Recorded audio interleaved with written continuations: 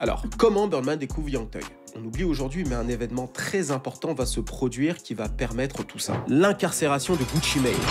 Le rappeur est mis à l'ombre pour possession d'armes à feu illégales. Au vu des circonstances compliquées, Gucci Mane décide de libérer contractuellement tous les artistes de son label. Et parmi eux figure Young Thug, qui connaissait déjà un buzz dans toute la ville. Et ce sera Pee Wee Longway qui va montrer Young Thug à Birdman. Et là, le gars va se dire « Huh, the nigga cold !» Il se posera la question, est-ce que le rappeur est free agent? Et c'était le cas, donc c'est parfait. Birdman a fait en sorte de le rencontrer. Baby le fera venir à LA pour qu'ils se rencontrent et suite à ça, ils deviendront inséparables. Et ensuite vient Rich Homie Quan.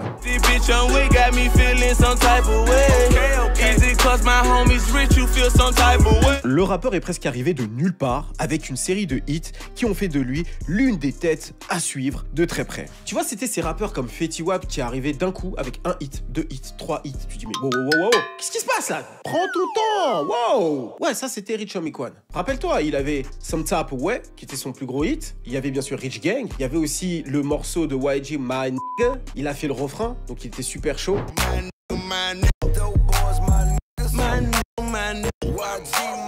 Il était aussi dans la BO de Fast and Furious. Bref, il a mangé Gucci dans cette période. Sans mauvais jeu de mots. Gucci était en prison, lui, il a pas pu le manger. Ah, toi aussi, là, avec tes blagues.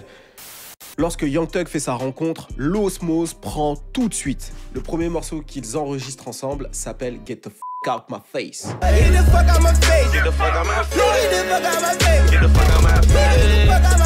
À partir de ce moment-là, les deux deviennent inséparables, ce qui nous amène donc à la rencontre avec Birdman, puisque Young Thug, comme je te l'ai dit, il était inséparable de Birdman. Ok, donc ça doit devenir normalement 3 inséparables, right? Le boss de Cash Money ira assister à un concert de Rich Homie Quan à Miami, terre de Cash Money, depuis Katrina. Je crois que Katrina a eu lieu quelque chose comme 2006 à peu près, et toutes les équipes de Cash Money se sont relocalisées en Floride et en particulier à Miami. C'est là où on a eu d'ailleurs tout la DA de Like Father Like Son. Quand tu regardes le clip de Stunt Like My Daddy, tu vois, on sent que le label est rentré dans une nouvelle ère. Bref, ça c'est des petites infos comme ça, un petit peu d'intello, de geek.